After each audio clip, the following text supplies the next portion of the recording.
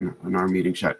All right, so thank you for joining us. Again, thanks, Michelle, for that introduction. Yeah, I'm the product manager, technical project manager for Terrain Navigator Pro, and have been doing this for a long time. As Michelle indicated, yes, this meeting is being recorded, so we will be loud and clear. I started with Terrain Navigator Pro when it was called GREF, and it was version 1.1. So it's been a while, over the last 22 years, and it's it's been almost something that it's been something I've really enjoyed doing over the last years, and I recognize a lot of the faces and names that have popped up, and so I know you're all longtime customers and appreciate that.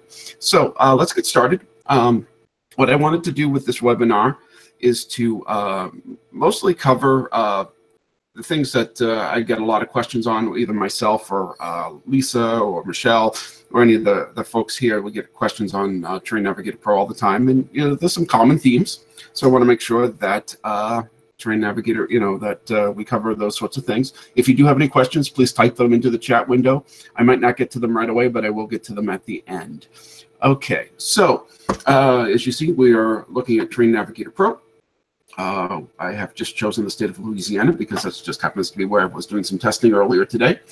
I'll also give you guys a sneak preview as to this is Terrain Navigator Pro version 12 that I'll be using as part of the demo today. So if you see things that are a little different on your screen, then that's why. But I wanted to kind of show off a little bit of what's coming soon as part of, not only do we include these webinars as part of your annual subscription, but we include software updates as well. So unlike version 11, though, version 12 is not going to have a major change the way the program works. So it's mostly the same. We get a lot of questions on map types, additions, and merging. So I'm just going to start right there at the top. And you'll see right across the top, you have your map scale and your various map types, additions, and merge combinations. And that's one of the real powers of the new Terrain Navigator Pro 11. So I wanted to go into that. I'm just going to pick a 18,000 scale to start. And here I am in the middle of Louisiana. And I am going to just quickly go through some of these different map types. The USGS topographic maps are, of course, the standard hand-drawn maps that we've been presenting for 20 years or so, and they're very good maps. For each map type, you have a addition and a merge combination. So for the topo maps, we have the standard edition, we have a shaded relief version, and we have the collared version. And that's something that is very unique to Terrain Navigator Pro. We recognize that there are there's information in these map collars that cover, I only see your desktop. Okay. Okay, so Terrain Navigator Pro, we have the collared maps. So that's one of the additions. We'll go back to the standard USGS and just show some of the merge combinations here. Now, what a merge does is it takes two or more map types and blends them together. For example, we'll take aerial orthophoto and blend it together. And now we've got a topographic map and an aerial photo blended together. And so I did it out. There's probably about 60 different map type combinations. You have the aerial orthophotos by themselves, the satellite imagery. With the aerial orthophotos, I'm just going to back to that. You have all the different years up to 2017 in about half of the country. And of course, every map type has a merge combination. Street is a specific street map. We've also got terrain maps.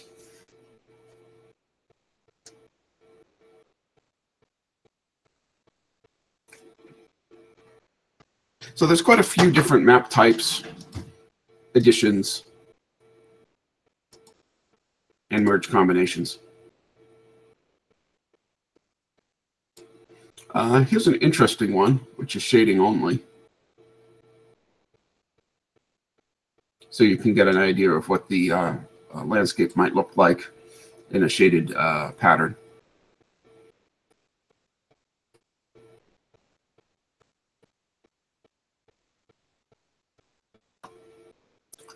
I just got a message that the merge combinations might not be coming through properly.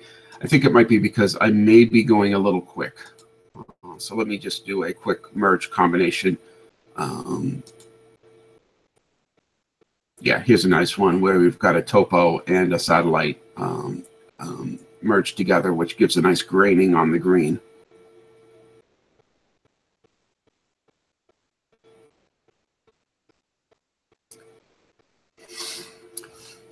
I wanted to also cover, I get a lot of questions of what's the difference between the aerial photography and the satellite imagery. And they effectively come from two very different sources. And the deal with the aerial photos is you get different editions. Let's say I wanted to go back to 2013. And I could zoom into, let's say, 514. And you get this level of detail. Anything beyond this, it's going to be a little pixelated.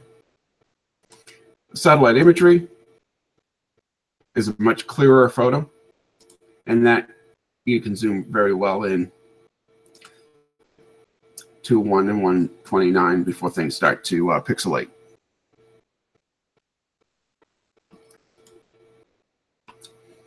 So the difference really is that there are two different data sources, and everything can come through.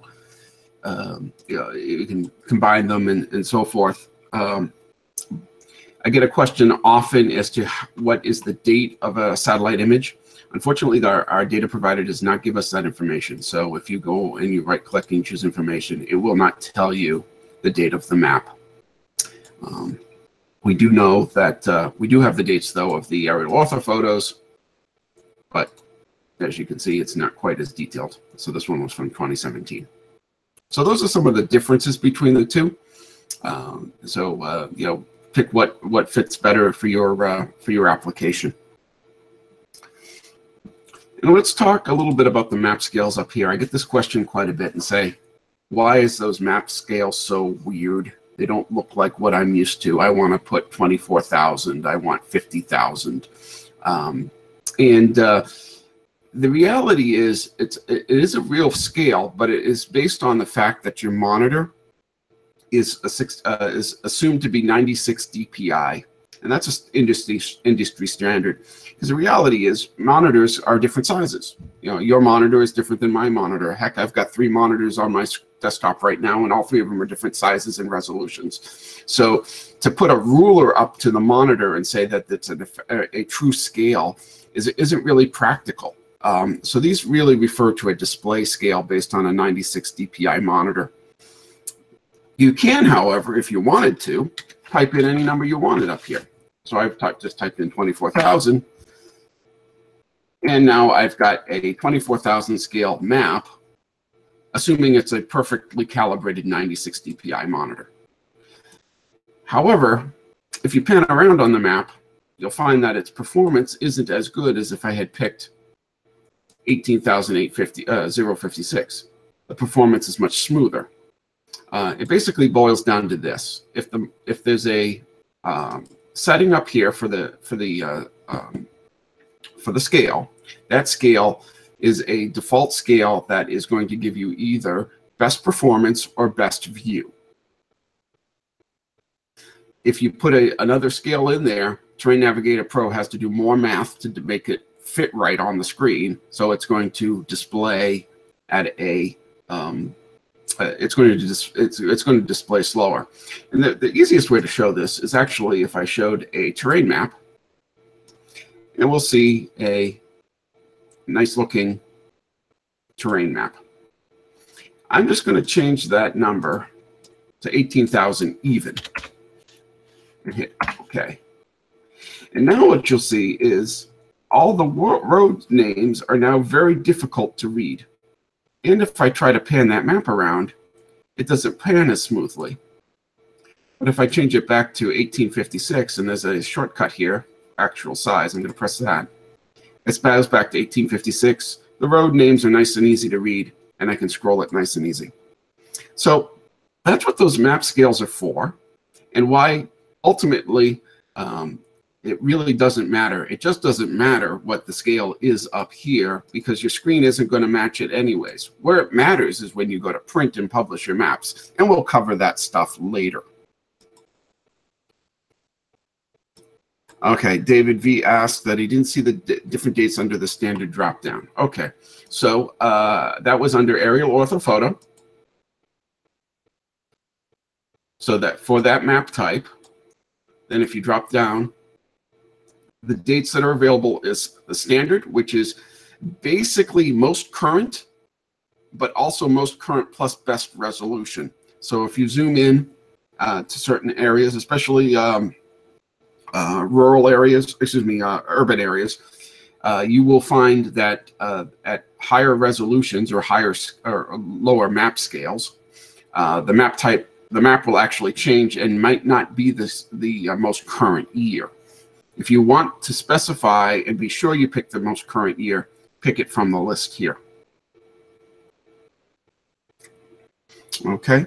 I did break this up into different topics. So this covers what I call getting a map. So if anyone has a question about what I've covered at this point, especially getting maps, viewing maps, switching between map types, now would be a great time to ask those questions through the chat.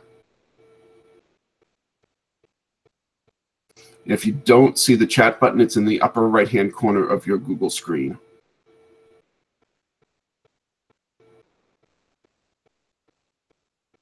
Since I don't see any questions, I am going to proceed with a topic called Finding Your Way, which is basically how to set some basic things to how to get started with Terrain Navigator Pro, how to find your way around. One of the features in Terrain Navigator Pro that's been present since version 1, but is grossly is something that people haven't found over the years and don't use very often, including myself for that matter, is the bookmarking feature. Just like when you go to a web page and you in your web browser and you want to bookmark a location, Terrain Navigator Pro has that same feature so that you can bookmark a particular map or view. And that really comes in handy when you use Terrain Navigator Pro on a regular basis on certain areas. So let's say, for example, I wanted to find something. So let's go to find, and I'm going to search, and I am going to find Smith, just because I feel like that. And I want to go to the Goldsmith Canal. So there it is. I'm going to replace active. So now I'm at the Goldsmith Canal. And now it's loading up the aerial photo for that location. And there we are. Suppose this particular view was something that I wanted to come back to on a regular basis. Let's even go so far as let's merge it with a shaded relief enhanced topographic map. All right. This is something that, for whatever reason, I am the caretaker of Goldsmith Canal. This is what I like to see when I start up Terrain Navigator Pro, or I come back here on a regular basis. So I'm going to go to the View menu, and I'm going to choose Bookmark this view. And that's going to make a location that I can come back to on a regular basis. And I'm just going to call it Goldsmith Canal.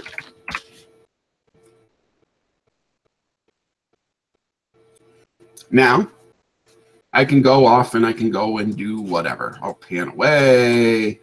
Heck, I'll change the map type, map scale. Let's go way out. Let's do a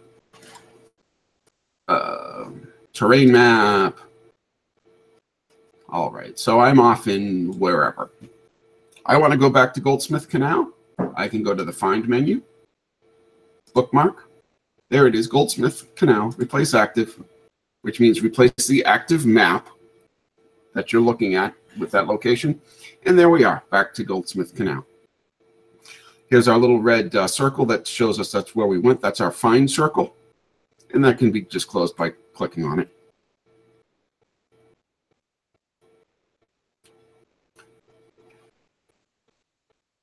Bookmarks tie a little bit into projects, and we're going to talk about the projects now. And we've done several webinars. Michelle has done several webinars on projects at this point.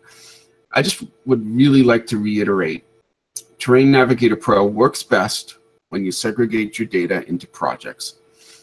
Your markers, your routes, your tracks, your collections of stuff really should be kept into individual projects.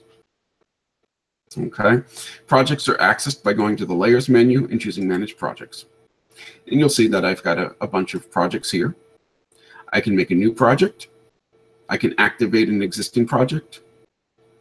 I can copy projects, delete projects, rename projects, all of that sort of stuff. So just for the sake of argument, I'm going to make a new project. I want to keep it on the PC. If you want to get into project synchronization, that allows you to go into sending projects to your phone and with other people and all that other stuff. We've got bunches of webinars and such on how to do that. So we're not going to cover that right now. But I want to keep the project on the PC. I'm going to give it a name. I'm going to say today's webinar.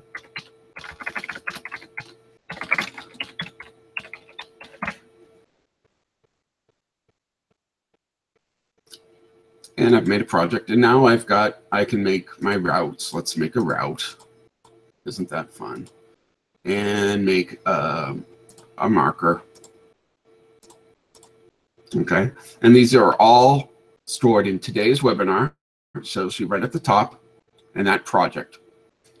Think of projects like documents in Word. You really want, if you were using Word, you wouldn't want to put all of your letters to people into one Word document. You'd have a Word document for each letter.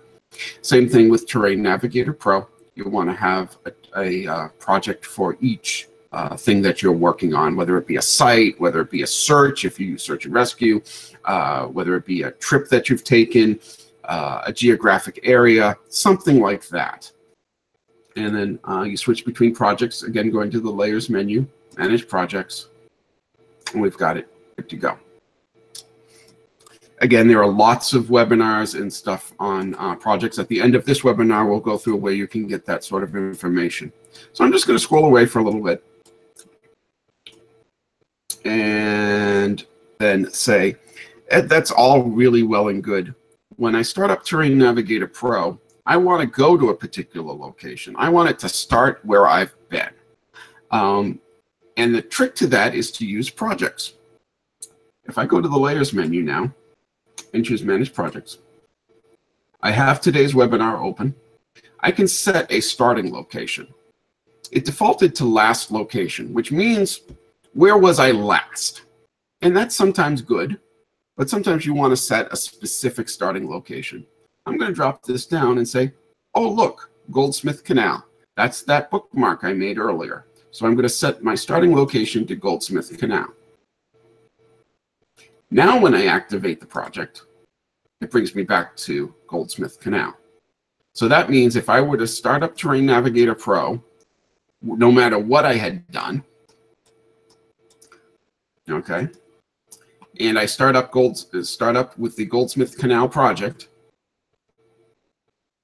and it starts up, it activates, it's going to bring me back to that location. So that's how you set a starting location. That's the easiest way to do it, is to create a bookmark and then assign that bookmark to that project. So if I want to, marker test number CR2 project, I just double clicked on it. It doesn't have, well, its starting location is also last location. Let's see. Let's choose blank project. Blank project brought me out to Alaska.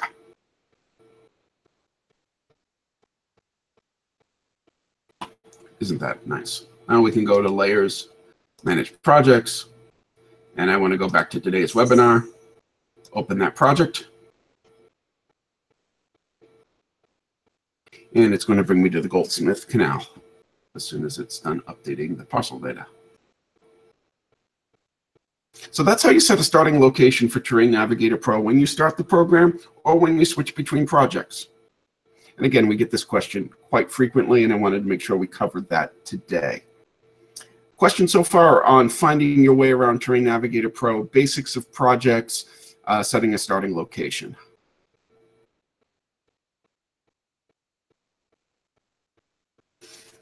I don't see any questions coming in. Oh, somebody's got a question. Joel. Oh, whoa, there we go.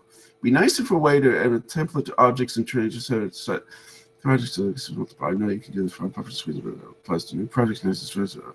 Okay, Joel, that's a great question. Let's talk about that. Was actually kind of goes into my next topic, which was setting things up in preferences.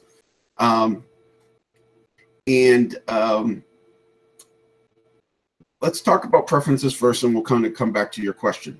Okay. Oh, somebody asked, is there any limit to the number of projects which can be saved? No, there is no limit. It's limited only by your hard drive space. You can only have one project loaded at one time, and there is no physical limit to the amount of data that can be in a project, but there is a practical limit. After a while, if you have a lot of data within a project, let's say you had lots of tracks, that's very common.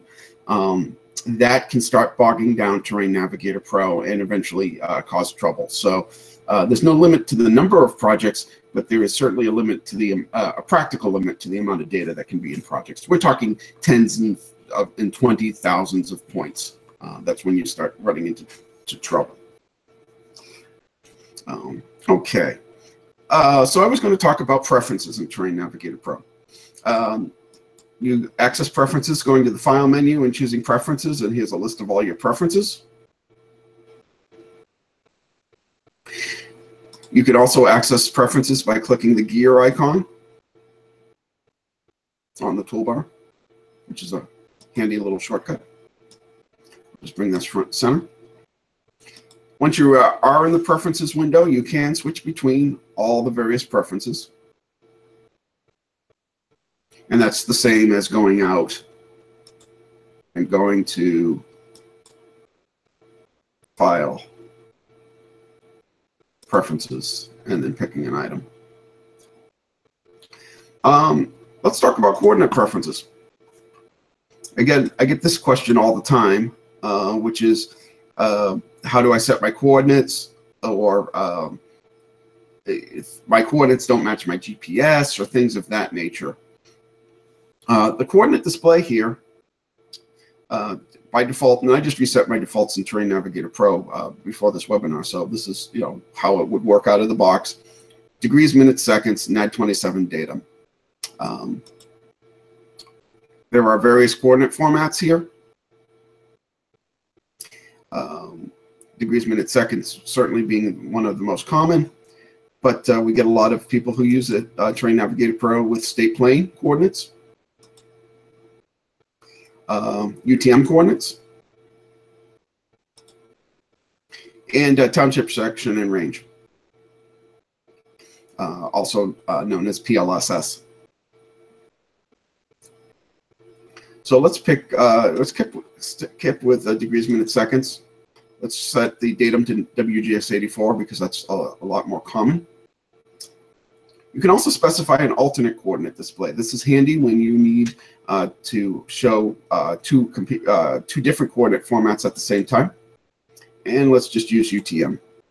And again, datum, we'll set it to WGS84.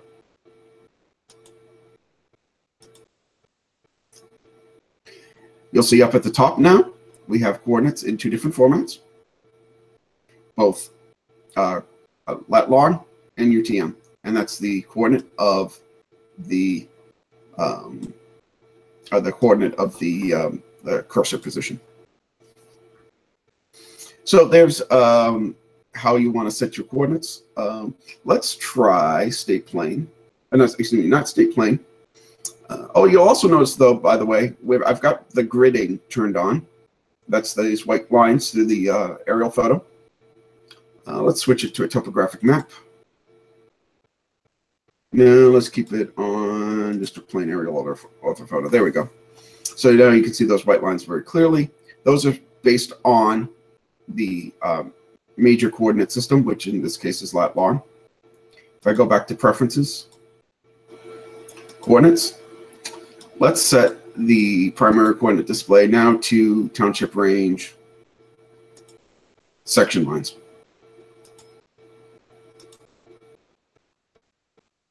You'll see now Terrain Navigator Pro has these blue section lines at the top. It is now in township range. And a bunch of people in the west said, yay, this is really cool. And a bunch of people in the northeast said, I don't understand what that is, because township range is not commonly used in all states. So in places where it's commonly used, that's how you access it. In fact, when Terrain Navigator Pro 11 came out, we got a lot of questions as people were using to get to their township range, USGS topographic callers, and reading off the edge to get their township range coordinates.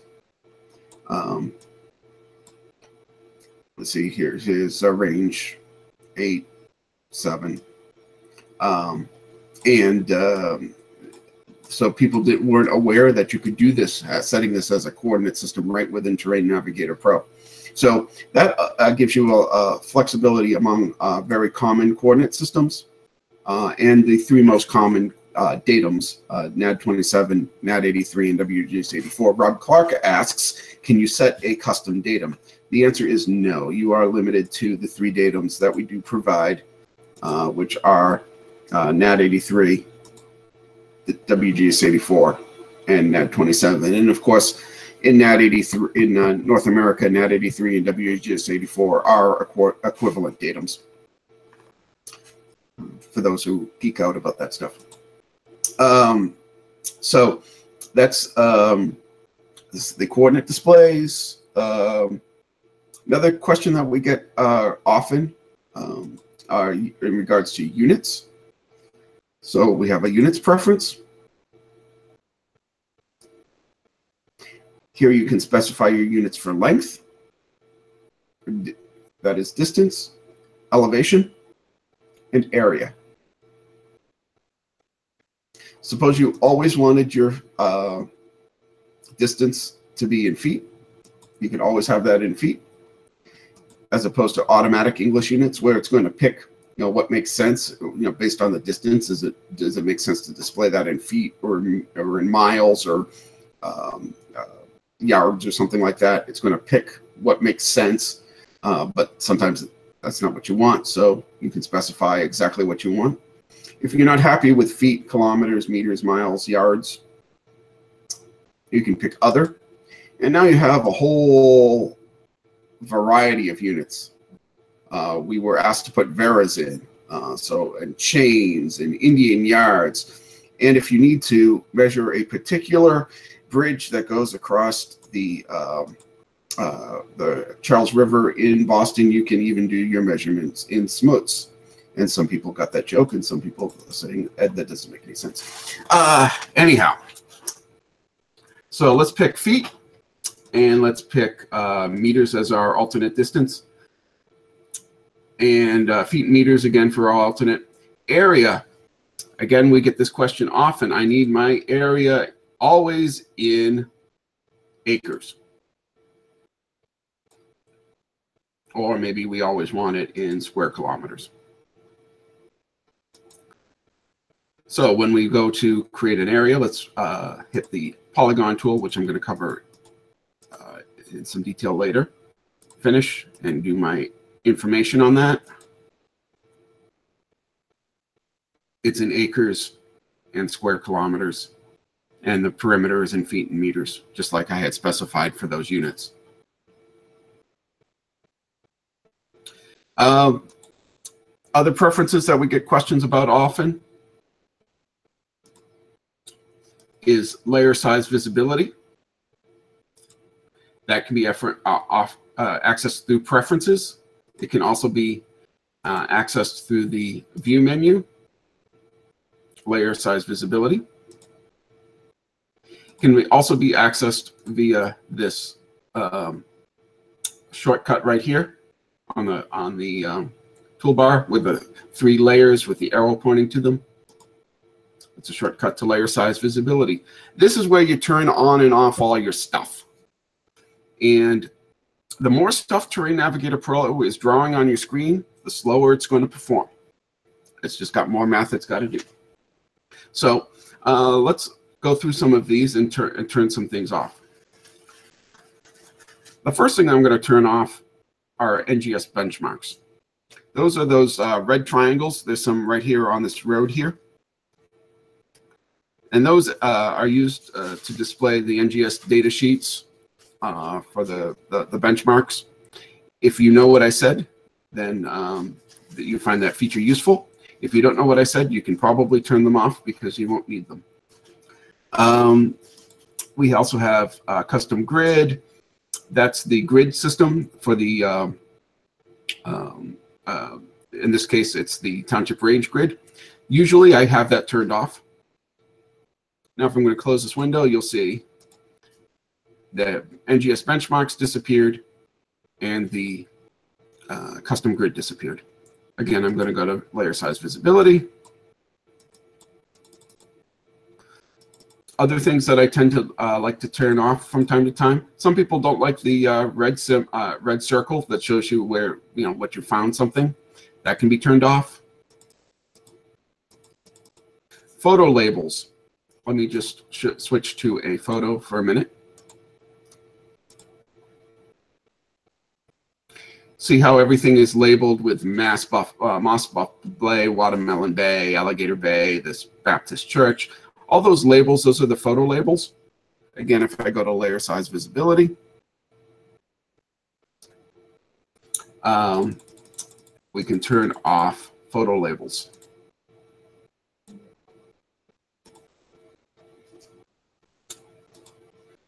And finally, the one that things that I tend to shut off, overlays. Those are shapefiles that you've imported and things of that nature.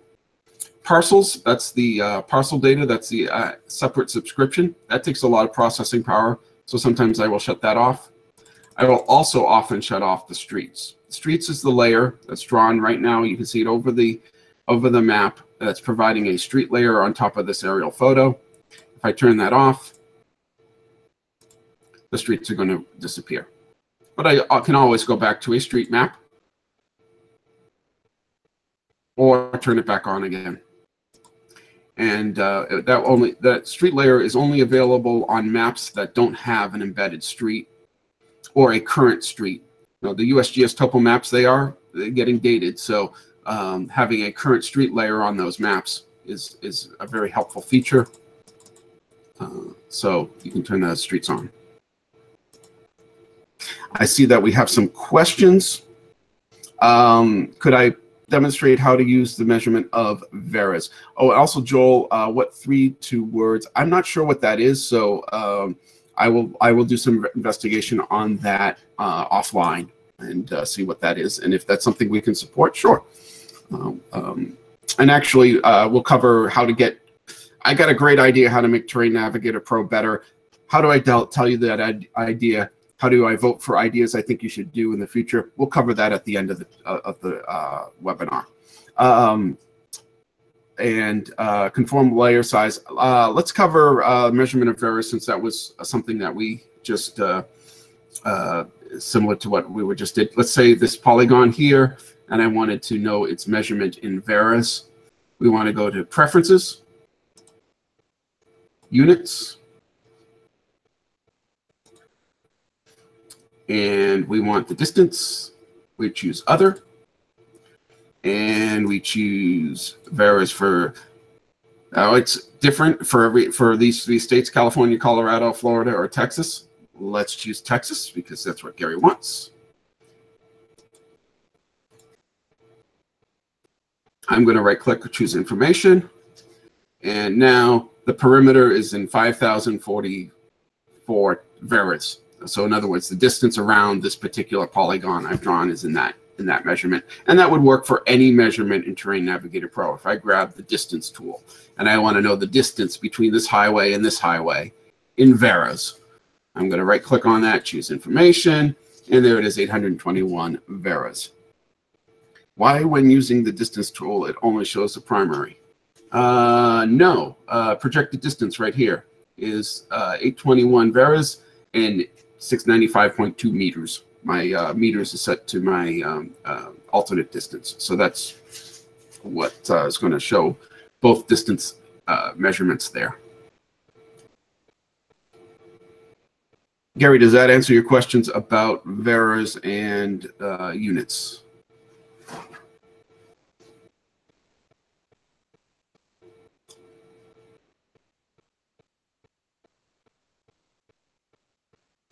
I'm going to assume that does, and we're going to move on. Yes, but I was referring to the measure tool itself. The measure tool itself. This is the measure tool, the distance tool. There's two modes of the distance tool. You can draw it in straight lines, or you can draw it, in curved lines.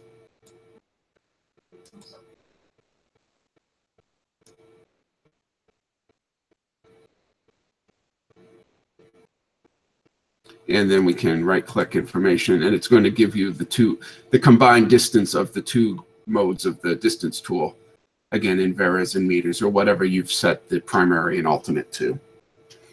Conform size to layer size to map scale. That is a really complicated feature, Joel, and it is a little confusing. I'll try to cover it real quickly right now. Let's say I've got a marker here, and I've made the marker right here.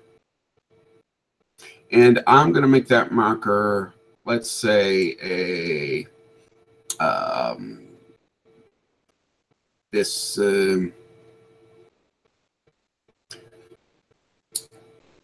I'm going to use this diamond shape. Okay. And that diamond shape, and I'm going to call it island. So I've got this island here in Berry Bay, and I've got this marker exactly the size of the width of that island. Okay. However, if I zoom in on that, and I'm going to go back up here, the marker stays the same screen size. It does not change based on the size of the island. Okay. If I scale back out, it's now back to the size that I had put it at. And if I scroll out again, now it's bigger than the island. Okay. When I turn on conform layer size to map scale, what that means is I want it to be at a specific geographic size. So when I scale in and out, I want things to stay the same width as they would appear if they were physically drawn on the Earth. So I'm going to turn that on. Now things got a little bigger, so I'm going to zoom it down just a little bit so that now island, the marker size, the size of the actual marker symbol is the same size again as the width of that island. Now when I scale in, the size of the marker matches the size of the island. It is conforming to the size of the map. Okay. Now, I was going to cover this later, but we will go back in here, and I'm going to turn that off, and I'm going to put this back to 1 because that's what makes most sense. In here is a help button. You hit this help button, it's going to bring up the help in Terrain Navigator Pro. And there is a detailed example of Geneva Lake and what it does when you do a conform size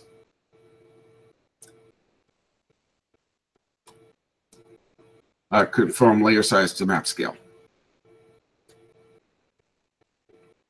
So if you forgot what I just said, or you want more clarification, there it is in the help and what that feature does. And we'll cover getting more help again at the end of the webinar. Well, we are taking a lot of time here, but that's okay.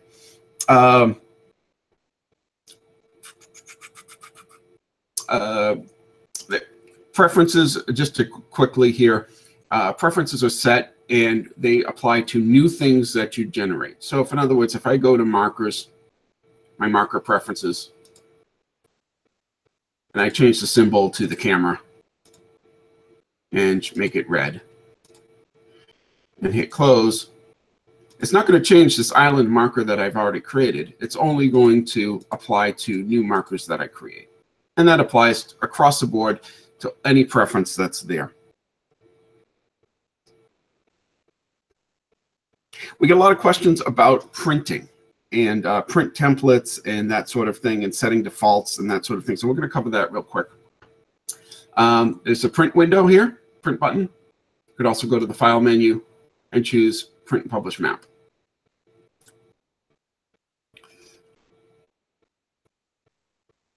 When you go in off the top, we get a very basic looking map page. The important thing to remember here is that you've actually entered into a full desktop publisher where you can make page blocks and all kinds of different things on your map page. Okay. So we've got a bunch of templates here. Templates are collections of these page blocks that either you have created or I created, or in some cases, some of our customers have created some of these. For example, I'm going to select basic GIS map, hit load, and now it's set up a map in this style with these margins, a legend that was just preset. So something to start with. And you'll see it has all these different page blocks, and you can go in, and if you wanted to change, you know, something, let's say the address here, we don't want 1 South Broadway in Billings. We want to change it to 251 Morton Street.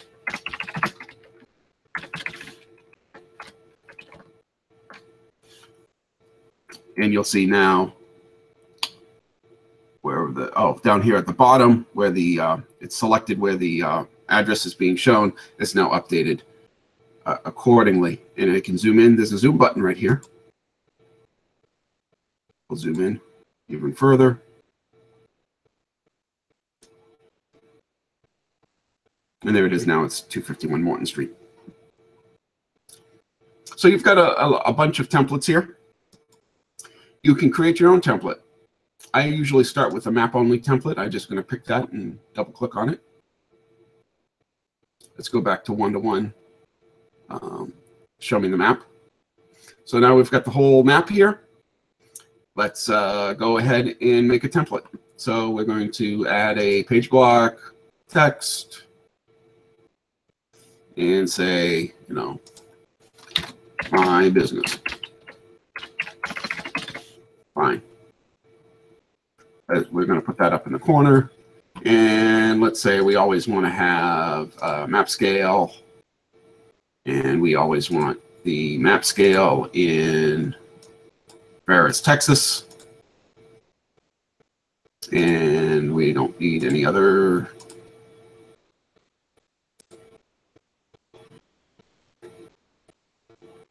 We're going to center it. Fine. We've got this nice, lovely map. If I hit print now, it would print. We all know that.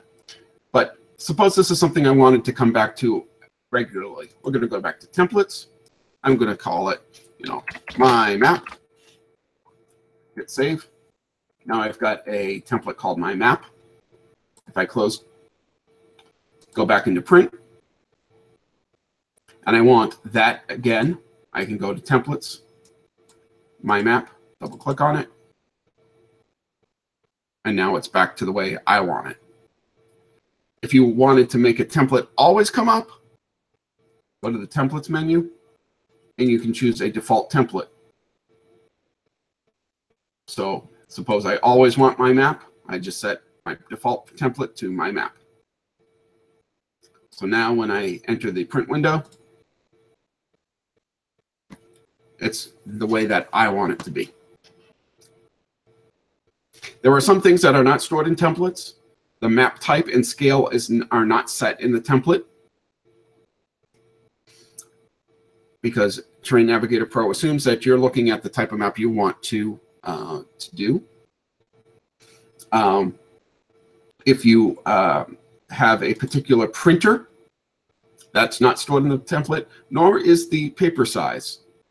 But what Terrain Navigator Pro is really good at is making assumptions as to what you want that template to do if you change the paper size. If you make it big, you make it small. Okay, it's going to adjust the page blocks accordingly. Charlotte asks, is there a way to export templates? Not directly. You can transfer templates between computers. There's a knowledge base article on that. And again, at the end of the webinar, I'll talk about how to get knowledge base articles and where you can find out how to do that. It's important to note that the print window is a double purpose window. It is for both printing and for exporting, that is, publishing maps. Okay. Print is really designed, I want to send that to a physical printer. Export is save it as a JPEG or an image or a PDF or something of that nature. So because this has two modes, there's also two previews. The print preview is what do you get when you press the print button. The export preview is what you get when you press the export button. So let's switch it to export preview for a moment. You'll see the screen change. If I go to the printer file tab, this is where both modes are kind of defined. If I press the print button and the print preview, it's going to be going to PDF Factory, which is a third-party PDF viewer. At this paper size, portrait orientation. Right now I'm in export preview. So if I press export, it's going to make a JPEG file with this width, this height, this DPI.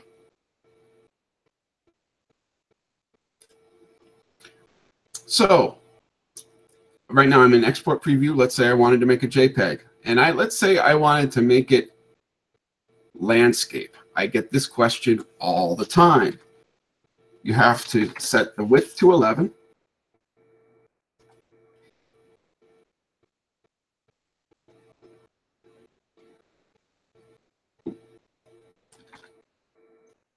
And the height to 8. And now you've got a landscape export.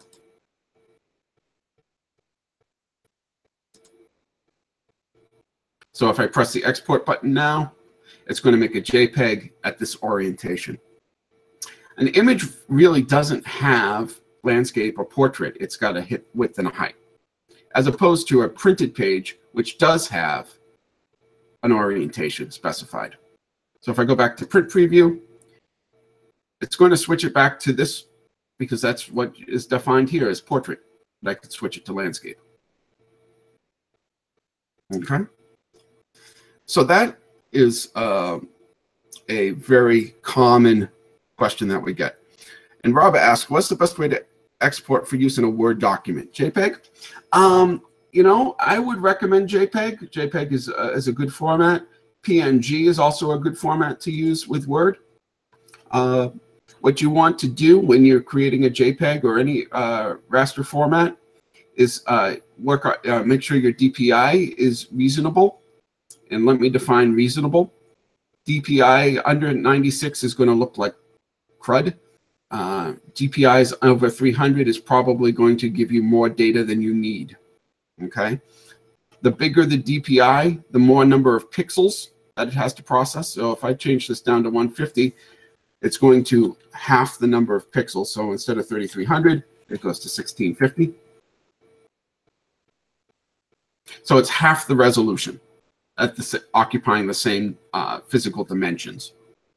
Like I say, anything above 300 dpi, if you would go to 600 dpi, you could quickly exceed the math that Trade Navigator Pro can handle, especially on a 32-bit program. When you change the DPI, does the preview update? It doesn't really, because changing the DPI doesn't affect the preview per se. The preview is going to give you an idea of what it's going to do. What will update the preview is if I change the width, let's say from 11 to 12. You'll see now. Oh, I'm in print preview. Go back to export preview. You'll see across the top, we've got a ruler from 0 to 12. Let's change it to 14. And now the preview updates accordingly to those new dimensions.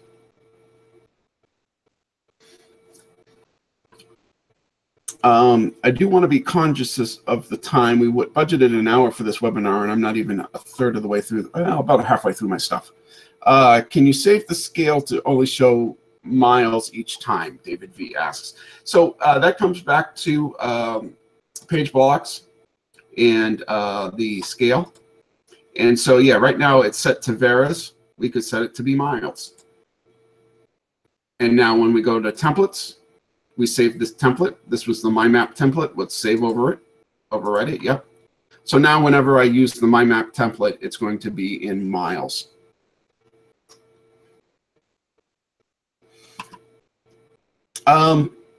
That's all I really had for printing. Let's talk about some of the one cool tool I wanted to mention, and I'm just going to call people's attention to it real briefly, is the polygon tool. We used that earlier. I get this all the time. People are making their polygons by using the distance tool. They make a thing and they say, okay, that's what I want. And now I want to right click on it and convert it to either a polygon or a track. And you can do that. It's not wrong, but the polygon tool is really a better tool for that. The polygon tool is this tool here on the toolbar. And what I really like about the polygon tool is because it's super flexible. If I right click on this polygon that I created and edit it, you can actually have it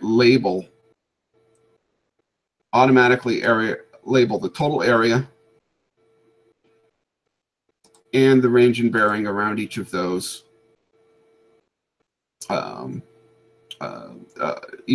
lines around the perimeter. So you'll see that it's set to, we were in Veras, Texas, because that's what Gary was asking about earlier. And again, my preference is set to 0 to 360 as far as the bearing, but that could be in quadrant or azimuth bearing style. If I switch to the street map type, this is again where those map types come in handy. You can really start to see, you can see those measurements real nice and clear. So distance tool is one way to make a polygon, but I prefer the polygon tool. And guess what? We have a whole webinar on the polygon tool. I invite you guys to check that out. Keeping Terrain Navigator Pro running smoothly. Next time you use Terrain Navigator Pro, open the Help menu and choose About. Right now, my version says version 12 because that's what I'm running, and you don't have that yet. But yours will say version 11.08. If yours is not version 11.8, please download version 11.08. We've got so many features and fixes and things that have been added to Terrain Navigator Pro, especially when we went to version 11.08. I really encourage you to go to our website to download those things. How do you go to our website, you ask? Well, let's go to terrainnavigatorpro.com right now. I'm going to log in. We get this question all the time. How do I log into terrainnavigator.com? Well, if you go to Preferences in Terrain Navigator, your desktop software, and choose displayed there. So I can now go into the website, put in my username,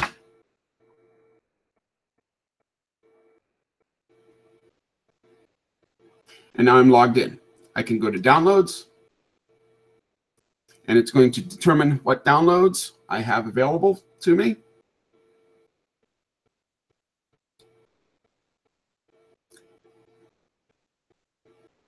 And after it's done doing that, and because I have the entire United States available to me, it takes a little longer than everyone else. All right, so now we've got downloads, TNP 11.0 upgrade. Download it, run it, and that will get you to the current version of Terrain Navigator Pro. Terrain Navigator Pro does have a mechanism in for determining if there's an update available automatically. It will try to do that for you automatically, but if for some reason that process fails, it's not perfect. So if it didn't update to 11.08, please do so. 9 times out of 10, when I get somebody who's got a weird problem, it boils down to they hadn't updated to the software. We've, like I say, constantly adding updated versions and making fixes. So please keep an eye out for updates. Version 12, I can already hear the questions coming.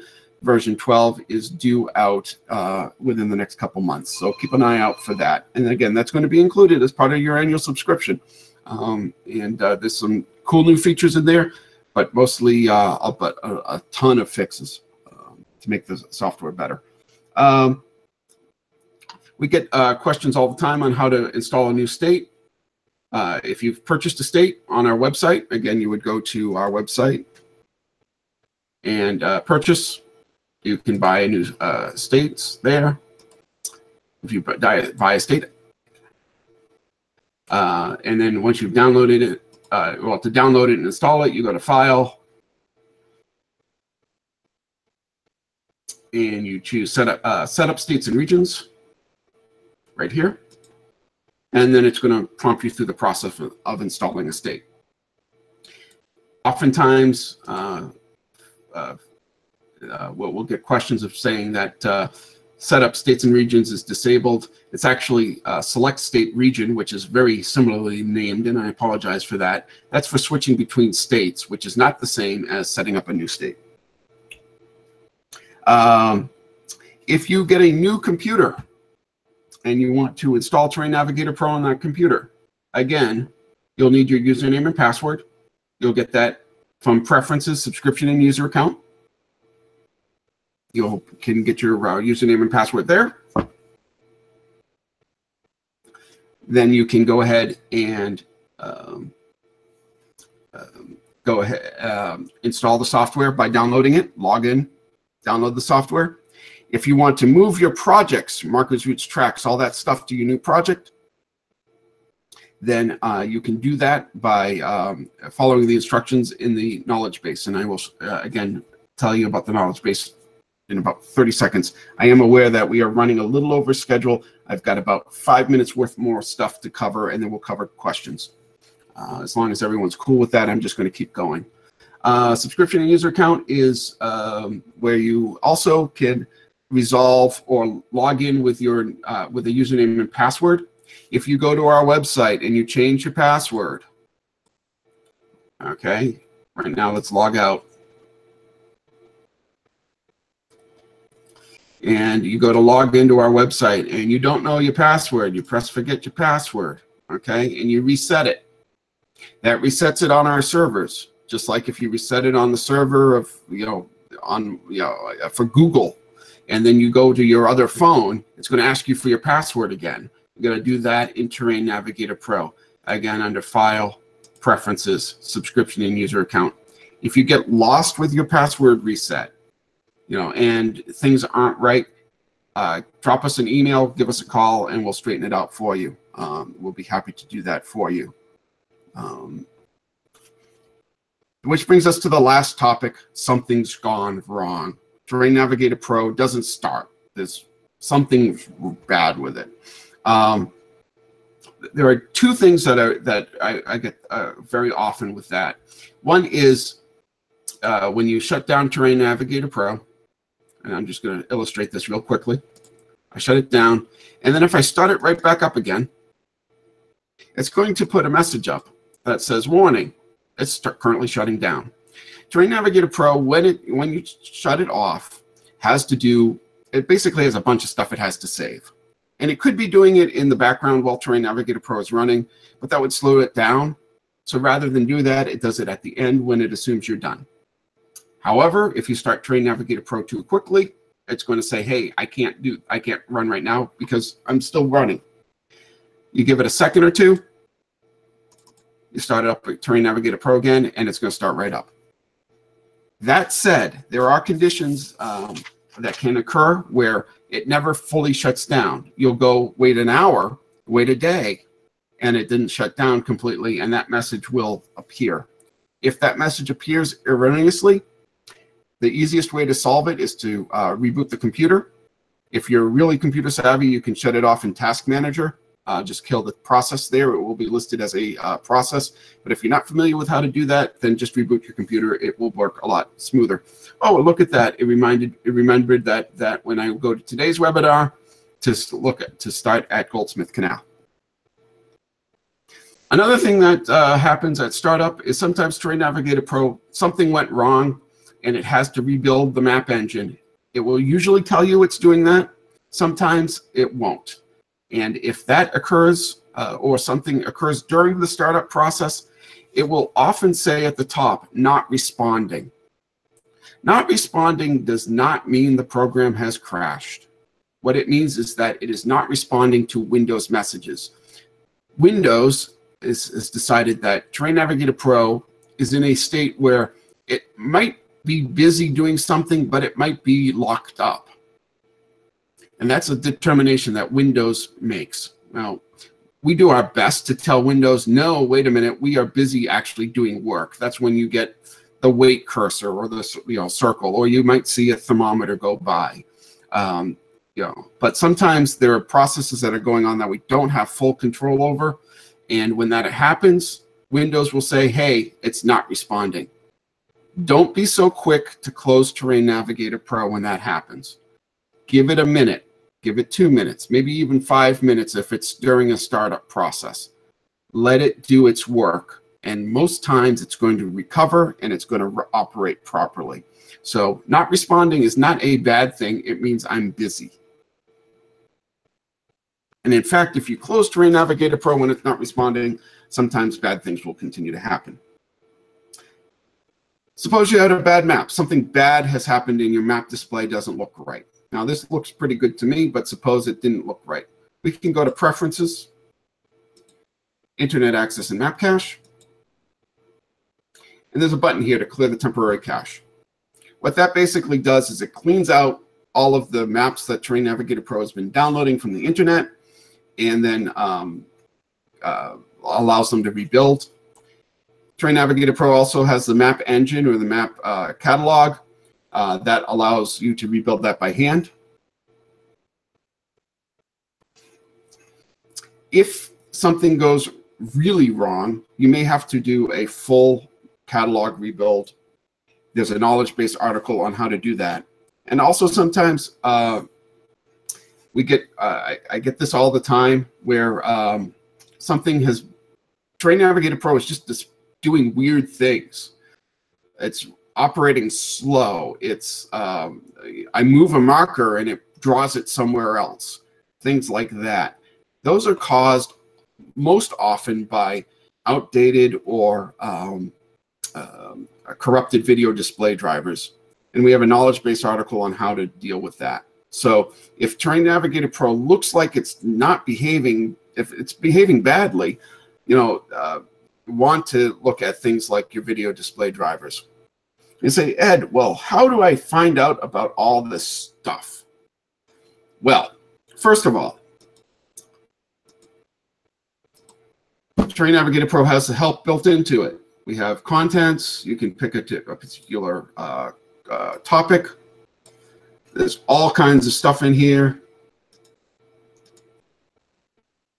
What do you want to do? I want to view both aerial and topographic maps at the same time. This is how do you do it. Okay.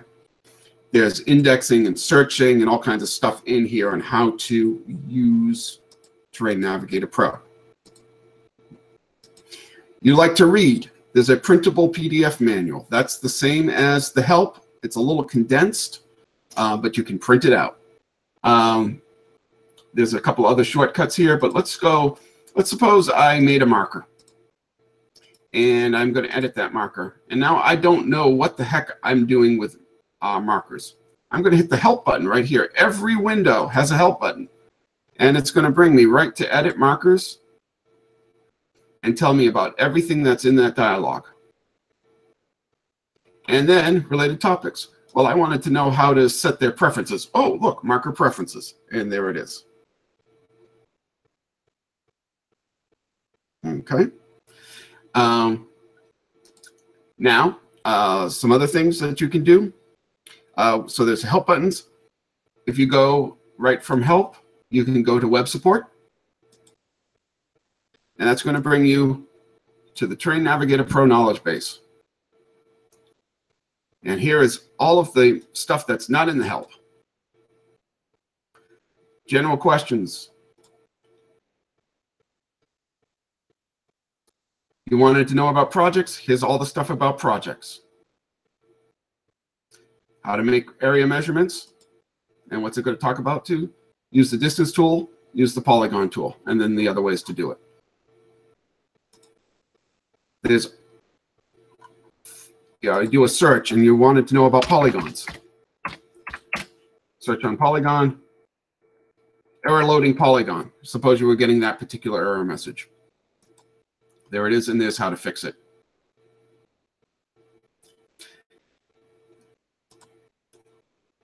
You're having trouble with the map display? That's here. Okay. So there's all kinds of stuff there. Oh, and manuals, user guide, and instructional videos. You like videos? We've got links to all of our software training series, all of our webinars. All that stuff is on our YouTube channel, and all the links can be found here. Always, of course, you're welcome to email us at tnpsupport@trimble.com. Again, that's TNP as in Terrain Navigator Pro, support@trimble.com. We'll be happy to take your questions. You can give us a call. Our phone number, conveniently, contact us. There it is. And you will get one of us on the phone. If you get our voicemail, please leave us a message. We will call you back. We don't have a phone tree. We don't send the calls off to some foreign land. We have a real live voicemail system that we do return calls on. Oftentimes people call and then hang up. Please don't do that. We won't call you back because we won't know that you called. Leave us a message. We'll call you back, usually within an hour or two. And we're happy to do that. And finally, you got an idea. We've got the feedback form. And let's go back to right here. This is the main knowledge base, TNP service and support. Give feedback. While we were just talking, somebody put in an idea how to make Terrain Navigator Pro better. So back to that question that I think it was Joel had about, can you make it support whatever that was? Or I've got this idea, can I make these things better? You'll find in our feedback forum a bunch of things that people have already suggested. I want to edit one item more than one item at a time. Change the marker color of all of my markers from red to blue. Yep, that's something that we would love to add to the software. You want that feature? Go ahead and vote for it. Okay. And if you read the comments, you'll see why it's taking so long. But you'll see, position marker text started. That means that we've already started development for it. Okay, so you can see what we're working on. You can vote for things. You have a great idea, you can enter your idea here. I know I've gone quickly at the end. I know I have covered a lot of things. So I'm going to move this window out of the way. I am going to look to see if we have any questions. So questions about anything and anything Terrain Navigator Pro, go.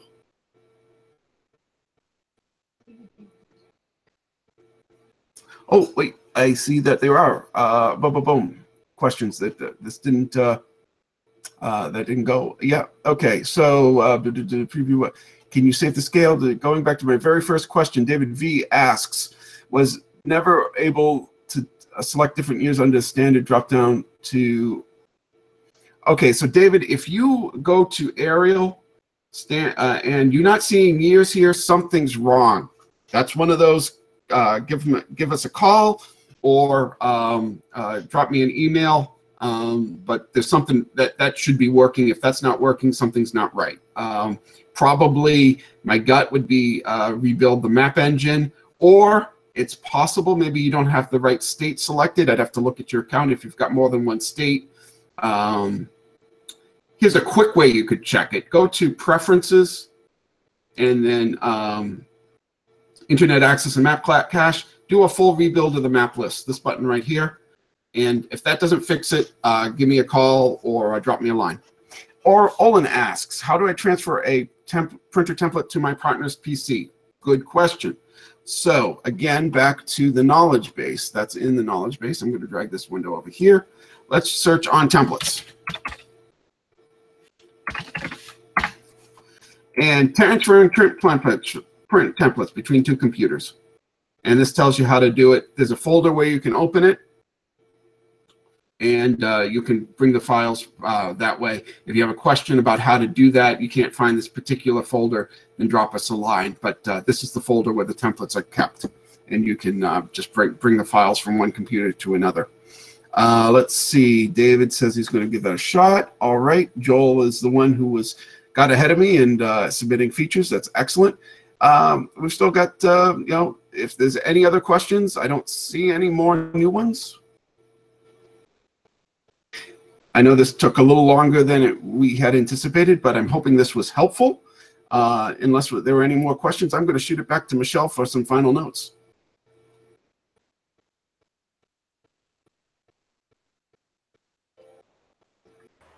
Thanks, Ed.